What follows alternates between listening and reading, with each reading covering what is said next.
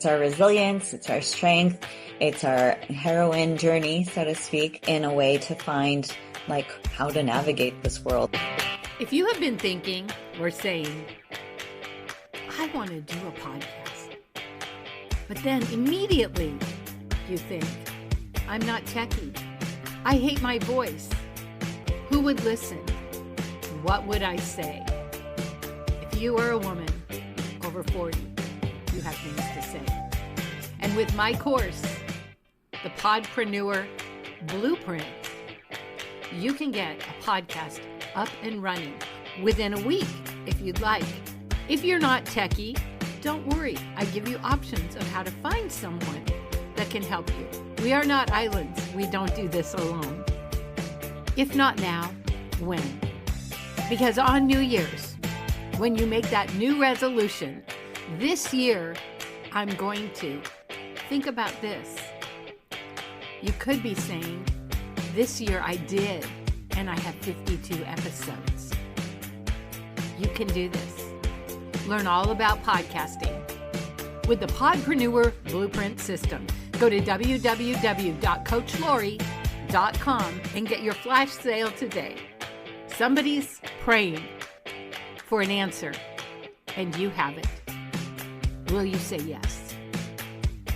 Go to www.coachlori.com. That's Laurie. Has your life, your dreams been interrupted?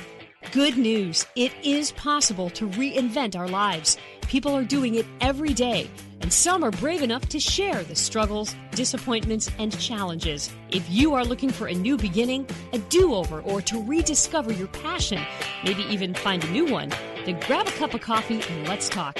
Interrupted, Act 2, Reinventing Your Legacy, with your host, Coach Lori. I am so excited to introduce you today to Candice, and I'll set the stage. How I found her was, you may remember an interview with Michelle Valley and the healing in her life. Well, she recommended Candice and I have a conversation about podcasts. And of course, I found out about the amazing work she's doing. So Candice Box is the co-founder of New Paradigm Healing Academy. Welcome. Thank you so much, Lori. I'm so happy to be on your Interrupted podcast. Well, we like to start with where you are now and what you're doing before we get to what interrupted you. And I love that somebody who's gone through your program loved it so much they wanted me to meet you. So tell us about what you're doing and what you love about it. Honestly, it's my own research platform where I get to learn about me and my life. And because I'm always learning and growing and moving through experiences and different levels of ascension in my own energetic field, uncovering so many different systems and beliefs that I still hold to be true. That's what I'm into. I love your honesty about I'm doing it for me, because so often we do stuff and it's to get our own healing. But I know for me, like when I became a coach, I wanted to help people, but I didn't recognize the healing that was going to come to me because of it. Exactly. You have started this academy. People are walking through it and they're getting results. They are. That is so exciting, because what I realize working with mature women is often women of a certain age didn't have that permission early on. It's not too late. It's not too late to get healing. It's not too late to find your voice and to move forward in your life. Why don't you set us up and tell us about your interrupted moment, and then we'll talk more about your program and how you help people. Absolutely. So I've had many interrupted moments. In the past, it was more trauma based. However, as I teach in my school, it's all about going for what you prefer. I'm like shooting forward into my dreams and what I want to create in my life. I'm like, wow, I'm encountering all these pieces that I haven't ever looked at before. And the biggest one, actually, when I started doing marriage and family therapy, I am working on my master's degree on it right now. And I began to recognize in myself, like the different systems at large, from cultural to my upbringing to social, that I have been ingrained in. And I didn't realize how in the matrix I was with all of those aspects. Yeah. And I was like, I've worked on a lot of stuff. However, I've never looked at the greater system at large that holds in place our own ideas. So that really gave me a big awakening into what I was choosing and why. And it really interrupted my life because I couldn't do what I used to do anymore. Yeah, I love that because as a coach, I'm always saying, ask the questions and question your thoughts. But like you, as I grow and I learn, I start to look back and I go, wait a minute, who told me I had to do that? Where did that come from?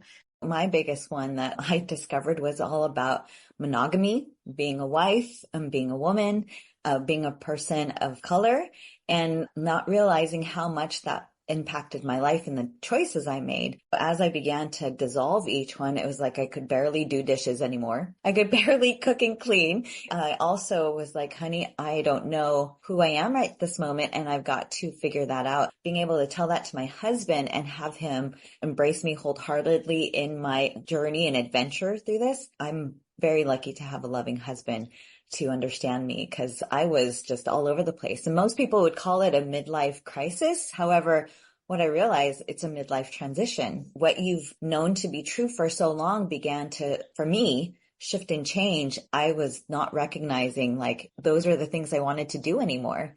Now we're more connected, more loving, and we're just witnessing each other's lives. And that's the biggest piece. There's no possession, control. It's more about like, wow, we're these two souls on this planet learning how to do what we want to do on this planet. And how often those thoughts can hamper and impair us from being who we really want to be, what our calling, what our purpose. It can get so mired. Think about it. How many voices are in our head from everyone we've known that have given us advice, and we kind of wage it in our head and see what's possible, what's going to go through. However, we don't ever get past the head and into our heart and allow ourselves to really tune in, because the noise is so loud up there.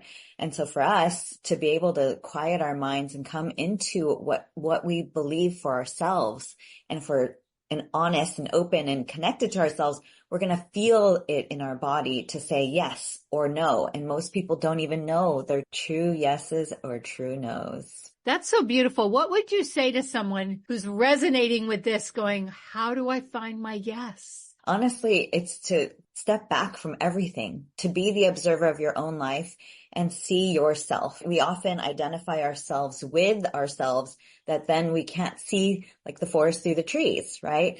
And so if you take a step back and just kind of watch your mouth move and what you say, you're like, wow, did I really say that? Because oftentimes our words, which are manifestation energy, we're speaking what we believe to be true.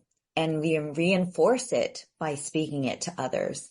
When we take a step back and just watch our movements or our words and what we're looking at and focusing at, you begin to see what you're valuing, even if it doesn't serve you. So can you talk about the difference between that idea of finding who you are and your identity? Because maybe they're not lining up. No, sometimes they aren't, because the identity can be shaped by external experiences and what someone says you are or what you've done. And who you are is, personally, I feel, an infinite being of eternal light that literally is in this experience. And especially as we teach about energy at our academy, our energy body is beyond this physical body. We don't necessarily see it if you're not attuned to it. However, we are constantly interacting like protons, neutrons, and electrons, like gathering the people around us. And in that, we are so much more than the identities that we proclaim here on Earth. However, we honor those structures. As we move from each level of our energy bodies, we have our physical, our emotional, our mental, our spiritual, and beyond. And if we don't pay attention to our body and take care of it, that structure falls apart. If we don't pay attention to our emotions and what it's telling us, or even releasing and let it go, we're dishonoring that part of ourselves. And then especially our mental body. I mean, that's just our protector mechanism. It's telling us what we've experienced in the past, what we've seen and known and believed. And it's giving us an opportunity to go, hey, do you really want to go there? But it's taken over and it's protected us and kept us so comfortable and safe that we're afraid to take risks and put ourselves out there in ways that actually are beneficial to our soul. I spoke with a lady who jumped out of an airplane. I have no desire to do that. But what she said is, I was so afraid. The first few seconds, you feel like you're falling, but after that, you feel like you're soaring. And she said, every time I have a hard decision to make, I think about that. What I recognize is so often, even though the fear is this little tiny thing, it's that one step out of the plane, it can paralyze us. How does that get in the way of us discovering our true or authentic identity? Fear is actually a gateway. It's letting us know that this is the edge of our comfort zone. When you step through it, everything that you've ever wanted or wanted to occur is on the other side. We just are paralyzed at the beginning of the gate, and we're uncertain if we're willing to walk through. And we talk about that. It's especially with the ego, we've got to give ourselves permission to move through. Oftentimes we make the excuses and we see the hangups and we think about what it is we know and believe to be true. And so because of that, we don't ever step through that gate of fear. I hear people say this a lot. We let the how get in the way. And I always say, you got to put the how out of your mind and take the step and let it show up. Right. Well, do we ever really know what's on the other side of that? We don't. And we have assumptions, we have expectations. However, what is there is present for us, and we're not looking at it. We're not there to experience it, except for when you actually give yourself permission. I find myself as a coach, often especially with more mature women, I give them permission first. I give you permission to give yourself permission. I don't know if that's a generational thing for older women because of the way we grew up, but once that permission is given, it's like, wait, what? Even now in my 50s and 60s, I have the freedom to discover. So much conditioning, and we've had to be subservient or submissive or do as we're told. And so to actually venture off into these other experiences, you're an outcast, you're a rebel, you're a wildling, and you're like not to be fooled around with, basically. If somebody wants to work with you, what are the first steps? Honestly, we do have an application process for New Paradigm Healing Academy because we want to see where you are in your journey. And most of the people that have come are willing to make a transition in their life because they're in the transition. They're like, what have I got to lose? I'm here. Things are changing. What I know and believe to be true is different. And whatever level of spirituality or understanding about self, they just want to come. After the application, I interview them to kind of connect with them. And if they're in a place that is like a big yes, then I'm like, let's do this. That's partly of our process in getting people into school. And is it Zoom or is it in person? It's all Zoom because we have a lot of people all over the US at this time. And it's just powerful to see how connected we are and like-minded we are and willing to change our belief systems to a new paradigm of what's possible. I love that you have a school because that says community. What I've experienced often for me when I first recognized some things from my childhood is there wasn't a community, there wasn't a safety net. Now I'm older and there's more support groups and things for that. But I think in my mind, I had this thing, we have to go it alone. And what I've seen in all of my interviews and with so many people in healing is that having a community is going to accelerate it. Oh my gosh, I love my community so much. I've become friends, confidants, and also someone that works and heals on me because the tools and techniques we've given everybody, they're excelling in their realm of experience. In that, we can share in the love of that. And we actually all feel. And so we're all going through a lot of the same things, even if it's different scenarios. To be able to share that with one another and support each other and heal each other, we're definitely feeling more connected and not so alone. I find that with entrepreneurs, often there's groups for business. But what has happened is sometimes somebody will say something about something personal they're going through and put the business aside. The women are like, I know, me too. I've been there. That support is so incredible. What we experienced in COVID was such isolation. It seems like when we heal with others, it feels like the healing is deeper and maybe even anchored better. Oh, absolutely. It's because we realize we aren't alone in our experiences. Like we're not the only one going through these. So as we put out the support and everyone shares their story, they hear a piece of themselves in that story. No matter what gender, no matter what culture, no matter the ethnicity, it's like wow, I felt that too. And in feeling that too, there becomes a camaraderie, a communion of sorts where we're all in just sharing of stories. And I think that sometimes we lost that art because the information is so heavy nowadays. However, what is your story? What is your experience? And when you share that, that is authentic and true because no one else has that story. And it can become our superpower when other people validate it versus becoming this maybe terrible thing about us. We've been there, done that, and we can reach back and help the next person. Exactly. It's our resilience. It's our strength. It's our heroine journey, so to speak, in a way to find like how to navigate this world. Yeah. Are there any stories that you can share? There's so many, so many. The biggest one, she amazes me. You know, she actually had an experience where a doctor violated her. Horrible. And she would not stand for it. She had a lot of diagnosed mental things as well as PTSD. So really difficult for her to regulate her emotions. And by joining school, she was able to follow through with the court case, put him away, basically. And there are other women who had those experiences. So they were also honored and won the case. And at the same time, like being able to reach out to our community and connect with us and tell us what's happening and support her through it all. It was a profound experience for her because she is now owning her voice where before it was lost. I love that because when people prey on the vulnerable, I work with women in recovery. They often think, who's going to believe me? It's so sad. And to think we can go to a school that will not only help us find our voice, but value our life, value our story and our experience rather than shrink down and say, I don't matter. And to find community that really is uplifting. And we basically said, like, whatever your choice is, we're with you all the way. And that's true. Some people are willing to take it that route and others do things differently. And none of it is good, bad, right, or wrong. It's a choice because it is a lot of energy to take upon experiences like that. Change is everything. It's the one constant thing. And yet we do everything to make change less. We have our routine. This is how we do things. And so as we follow that structure, it's powerful for discipline. However, it then becomes limiting because we're no longer open to spontaneity and what's possible. And so change in and of itself is always occurring.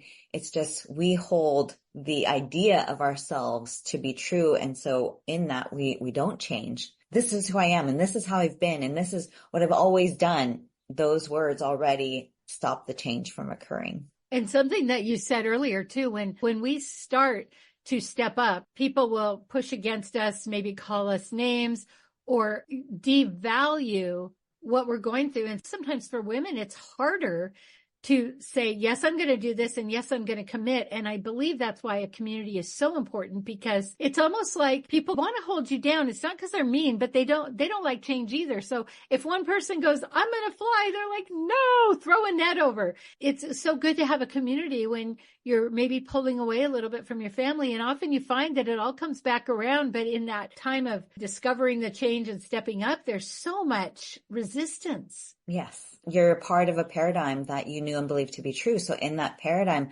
everyone believes in that way. So to step outside of that, say, for instance, monogamy, it's very couple centric wherever you go. So if a woman is dating multiple people at one time, people are like, wait, why are you doing that? And they would call her names and do all kinds of things. However, that's choice. And that exists in this other paradigm where it's honored, it's loved on, it's acceptable. However, the ones that hold things to be true, they're fighting for that paradigm. And that's okay, but we don't need to fight. We're just all tuning into our own experiences. I see that with people who have decided not to have children. A couple times I've done interviews with people that work with animals and they've never had children, never had a desire to. When I dig a little deeper, they tell me the sadness of people judging them and telling them what they need to do and how wonderful it is to think if there's something we feel or believe and it doesn't line up with where we're living, that we can go and explore and see if that's an option. I'm not even negating the other paradigms. Like if that works for you and you love that and you grew up in that and it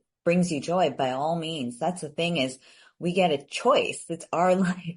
Yeah. And that's where supporting people in seeing that, giving themselves permission in a world that constantly says, no, don't go this way, don't go that way. We're pioneers of our own life. I even think of people that grow up in toxic families and then they get into the world and they become parents. They don't have anything else to pull from. They pull from what happened with them. Their instincts are how they live their life. That's why when we see parenting classes and parents go through it and they're like, oh my goodness, I didn't know I didn't have to yell. Like, we don't know what we don't know. Exactly. And that's where actually the breaking point for most people, when they get to that in our class, which is, I don't know anything at all. I'm like, oh, I'm so excited for you. Because that is the beautiful platform that they can launch from. And it's great because we do have men and women. It's a very large age range from like 25 to at this moment, 73. I know. I love it. And we have, this beautiful, mature woman. She's like, I have just awakened and I want to learn all I can until I die. If someone wants to work with you, how do they find you? They can go to my website. It's NP, so it stands for New Paradigm, healingacademy.com. nphealingacademy.com. So before we go, what is it that you really want people to know? You set out to teach people, started this academy. What is it that when you leave this earth, you're like, at least I want people to know this? The biggest thing at this moment is curiosity. Curiosity of where I got things from, curiosity of what's on the other side. Like the ability to question has been something I'm gifted with at this moment. Because of that, when you ask the question, especially quantum questions, nothing that's limiting in the mind, it's like, how is it true that no matter what I do or don't do, I'm still loved and cared for? Or why is it true that no matter how I behave, like there's more experiences that bring me so much joy, so much pleasure. And in that, it's like the echo comes back to you and shows you that. And so if we allow ourselves to open our minds in that way, we actually hear ourselves. I love that. I always end my radio show with be curious, ask questions, and always trust your instincts. Yes, exactly. That's why I like you. I love the curiosity. And I know when I was becoming a coach, people would say things like, well, it's rude to ask people questions, or it's rude to dig a little deeper. But I think if we mix our instinct with, are we prying or are we truly curious? Because often when we're truly curious, that's when people really have the ability to talk, when they don't feel like they have to defend what they're doing, but they're like, oh, she or he really wants to know. Then when we can turn that to ourselves as not judgment, I think often the questions we ask ourselves is, why am I so dumb? Like we'll ask ourselves condemning questions rather than, why is it I'm still loved? That's incredible. One of the freebies that I'm offering is a values workbook, and it comes with a replay. I think we've all lost sight of what we value. We're just kind of daily living life and doing our thing. However, when you really tune into what you value the most, you begin to see, like, follow that sign, right? For me, it's joy and connection and freedom. And as I follow my joy, I feel connected to everyone or my experience. And there's a sense of freedom that I get from that, which always drives me into the places I choose to be. So yeah, when you discover your own values and really dive into it, then your life begins to change because you realize you're not following your values oftentimes. And I love that joy is what's important to you.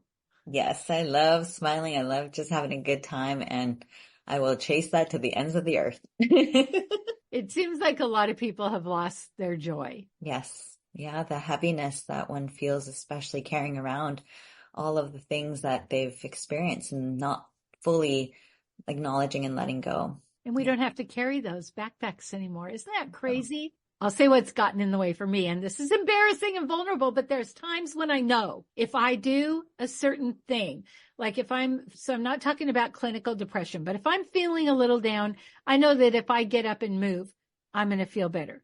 But there's that part of me that's like, I kind of want to feel bad. And I don't like that either. But I'm like, what does it take for me to go, you know what, enough. I'm ready to feel better and I deserve to feel better. Oh yeah. Well, that's the biggest thing that we encounter in our students is they have these different parts of them. And so we do what's called parts work and acknowledging that part of you that is feeling that way, not to dismiss it. It's to go, well, what occurred for you that you feel this way? What are you trying to tell me that I haven't been able to really see? Which then when you work with that part of you, that they'll tell you exactly what they feel and why, or they even ignore you because they're not feeling fully connected and trustworthy of you, so that by turning towards that part of you over and over again, it's like you're welcoming that so-called denied piece back into your life. I love that. Again, it goes back to radical acceptance. Whether our story's good or bad, whether we feel worthy or not, it's going back to that place where we all have the right to be loved and valued. Yes, we do. Oh, Candice, thank you so much. Thank you. I appreciate you so much. If you love this podcast, here's a big ask. Will you share with your friends and family, subscribe, give us a review, and a 5-star rating so that others looking to reinvent their lives will be able to get the help they're looking for? Thank you in advance.